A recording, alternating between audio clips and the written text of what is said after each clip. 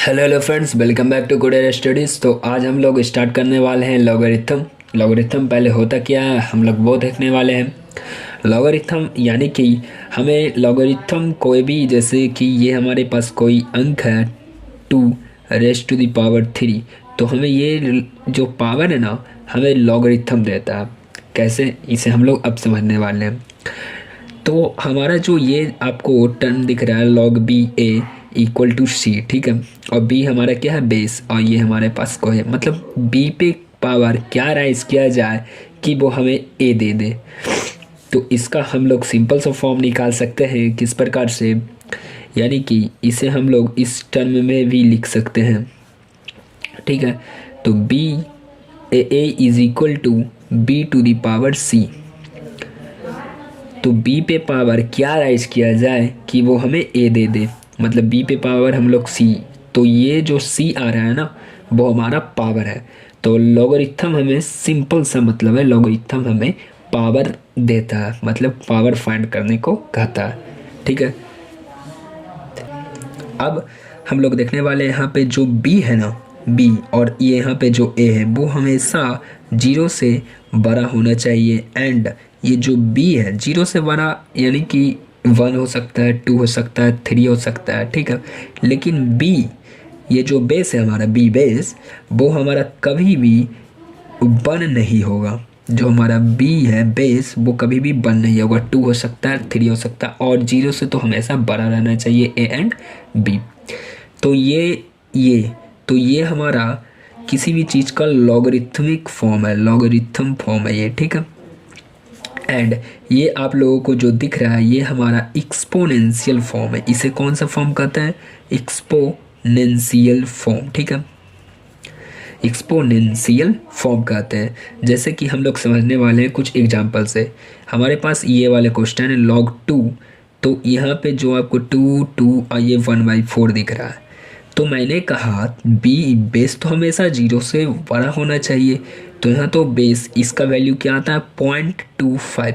तो 0.25 0 से बड़ा है, मतलब कि ये 1/4 हो सकता है। लेकिन बेस कभी भी 1 नहीं होगा। ये 1/4 यानी कि 0 से बड़ा है, ठीक है, लेकिन 1 नहीं है, 2 है हमारा। और यहाँ पे a मतलब कुछ भी बेस हो सकता है, a मतलब 2 हो सकता है, 3 हो सकता है, या 0.35 हो सकता है, 0.25 हो सकता है। तो हम लोग देखने वाले हैं यहाँ पे हम लोग 2 पे क्या पावर राइज करें, 2 पे पावर क्या राइज करें कि हमें 1/4 दे दे।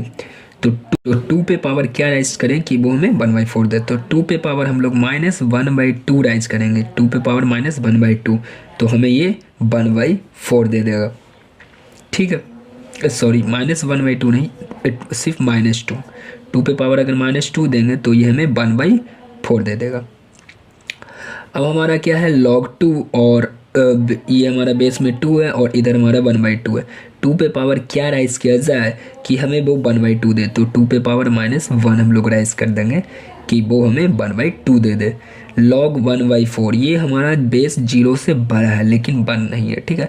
वैसे भी हमारा बेस 1 नहीं होना चाहिए, 0 से बड़ा हो सकता है लेकिन 1 नहीं हो सकता। तो 1/4 हमारा बेस है। तो हम लोग 1/4 पे पावर क्या राइज करें कि वो 4 दे दे हमें। तो 1/4 है और उस पे पावर क्या होना चाहिए कि हमें 1/4 दे दे। 2 पे पावर हमने -2 राइज किया, ठीक है, यानी इसका आंसर आएगा -2। एंड 2 पे पावर हमने -1 राइज किया, यानी इसका आंसर आएगा -1, ठीक है।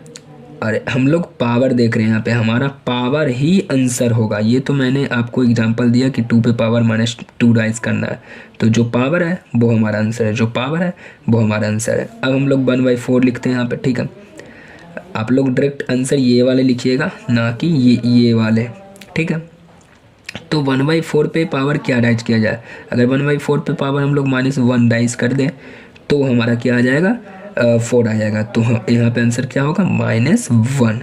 हमारा -1 आंसर है यहाँ पे, ना कि 1/4 पावर -1। मैंने यहाँ पे सिंपल से पहले ही कह दिया है कि ये जो बेस है, बेस पे पावर क्या राइज किया जाए कि हमें a दे दे। a यहाँ पे है जो टर्म, ठीक है। तो वैसे ही यहाँ पे log a, बेस क्या हमारा a, एंड यहाँ पर भी a है। तो a पे पावर अगर हम लोग 0 रखें तो हमें 1 देता है। अगर a पे पावर हम लोग 1 रखें तो हमें क्या देगा, a दे देगा। तो यहाँ पे आंसर क्या होगा 1।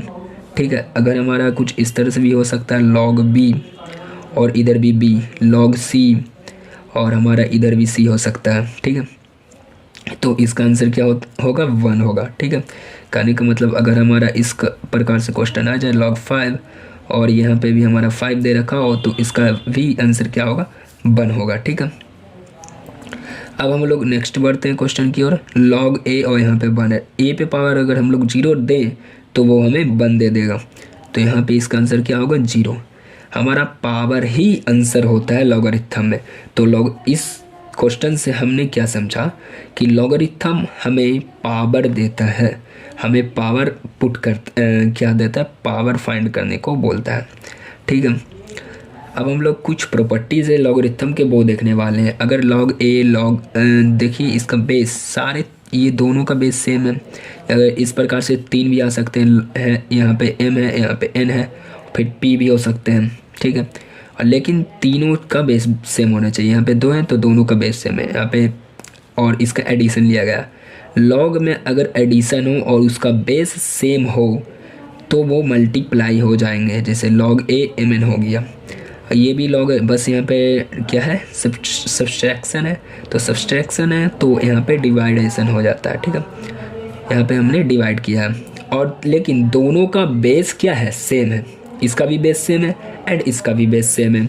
अब हम लोग नेक्स्ट नीचे की ओर जाते हैं, तो इसमें थर्ड प्रॉपर्टी क्या है, ये हमारा log a है, बेस कुछ होगा a, और m पे पावर n है। तो ये जो m पे पावर n है ना, और ये पावर बाहर आ जाते हैं n log a m।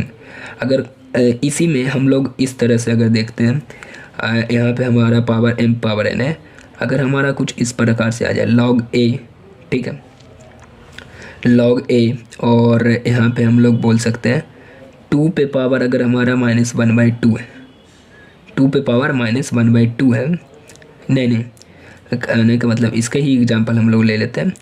तो इसका एग्जांपल ले लेते हैं log a हम लोग बेस ले लेते हैं, एंड m है तो 2 पे पावर 3। ठीक है, 2 पे पावर 3, तो ये 3 बाहर ही आ जाएगा, एंड log a, और यहाँ पे क्या हो जाएगा 2 हो जाएगा। तो इस प्रकार से हमारा ये प्रॉपर्टीज होते हैं। ठीक है, अब हम लोग कुछ क्वेश्चन देख लेते हैं इस पर। हमारे पास फर्स्ट क्वेश्चन है log 2 16 प्लस log 2 1/4। तो log 2 और यहाँ पे हमारे पास 16 है। 2 पे पावर कितना राइज किया जाए कि वो हमें 16 दे देते। 2 पे पावर अगर हम लोग 4 राइज करें तो वो हमें 16 दे देगा। ठीक है, अब हमारे पास नेक्स्ट है log 2 1/4। तो 2 पे पावर कितना राइज किया जाए कि वो हमें 1/4 दे दे। तो 2 पे पावर मैंने इसके पहले ही बताया था, 2 पे पावर अगर हम लोग -2 राइज करें तो हमें वो 1/4 दे देगा। तो इसका आंसर क्या आ गया 2। ठीक है, नेक्स्ट क्वेश्चन हम लोग बढ़ते हैं।